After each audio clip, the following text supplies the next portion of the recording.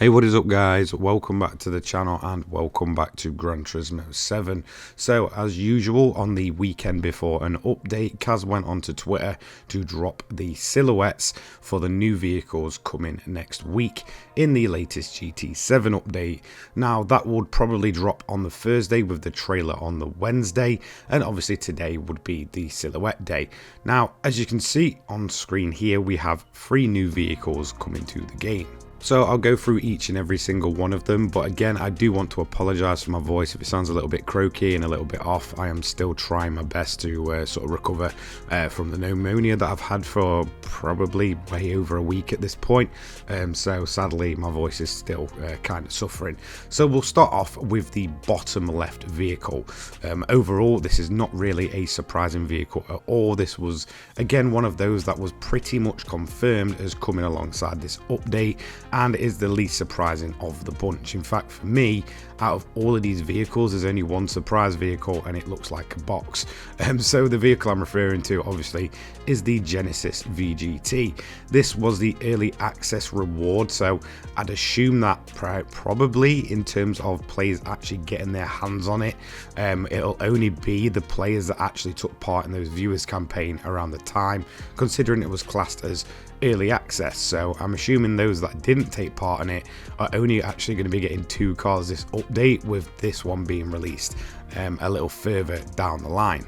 Now I'm very on the fence about this car because the specs itself and the design of it is actually quite nice. You know, compared to a lot of VGTs, it very much feels based and grounded in reality, and the performance stats actually seem quite decent. However, it's a VGT vehicle and the uses, at least in my experience for GT7, are very limited, other than a very few specific VGT vehicles. So you know, it's basically confirmed as coming, but it was already prior to even 2024 rolling around, obviously in the case of the promotional material for it.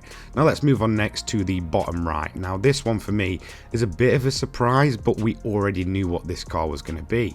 This is the Bulgari VGT, or the watch car. So when this one got revealed at the in December, I believe it was, or the end of November, it was basically revealed alongside a watch, and it basically incorporates a bunch of features from that into its style. Now in terms of the styling standpoint, it looks very cyberpunkish mixed with a bit of sort of 50s retro racer. So I actually really do like the look of this thing, but once again this is a VGT vehicle, so again its use could be very limited. It could be very specific where we can and can't use it.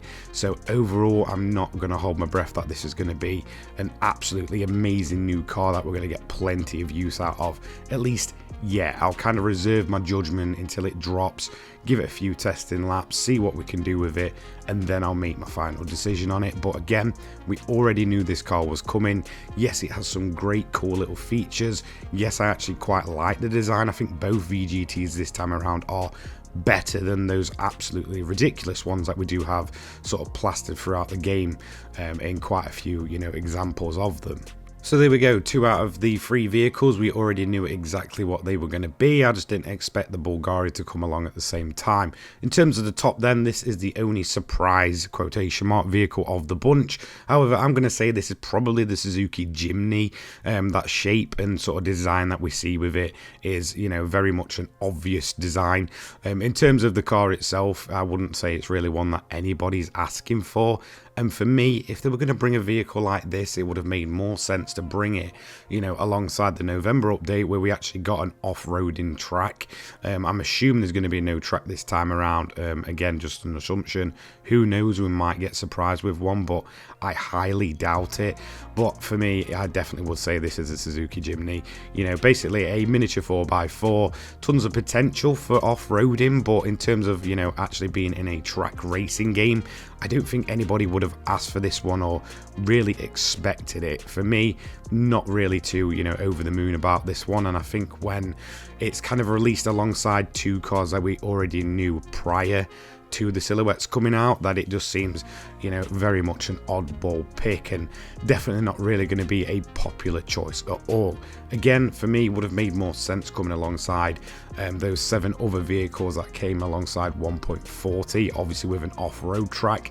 This time around, it just seems like a complete miss in terms of, vehicles that we're wanting.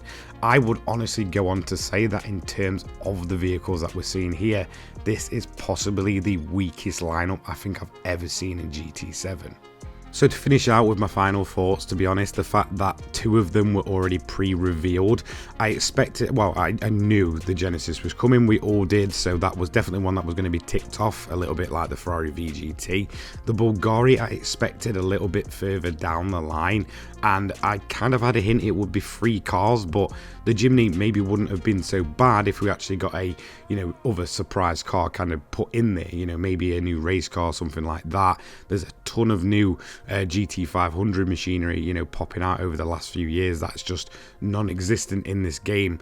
So when there's kind of cars like that missing and we end up with 2 already pre-revealed cars and then a Suzuki Jimny or a box, to be honest, it's quite difficult to get hyped up over it, and I'd honestly say that, I stick by it in terms of the kind of reveal of these silhouettes. This for me is the weakest I think I've ever seen in GT7, and that's saying a lot considering we've had some fairly lackluster updates over time.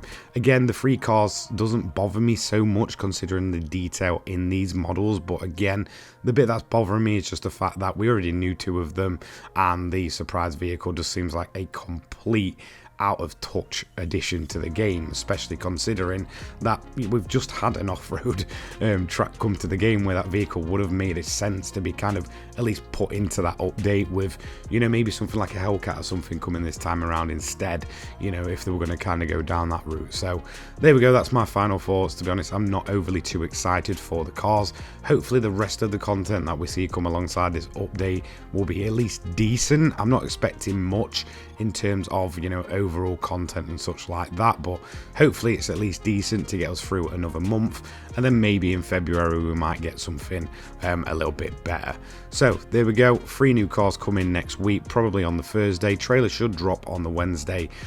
So yeah, let me know what you think down below. I think I'm gonna kind of take a guess with what the obvious, I guess, conclusion for most people is going to be from this one. Again, apologies about my voice, I can't really help it right now, but again, just trying to do my best and get through these videos. Thanks so much for watching. I'll see you in the next one. Take care, guys. Peace.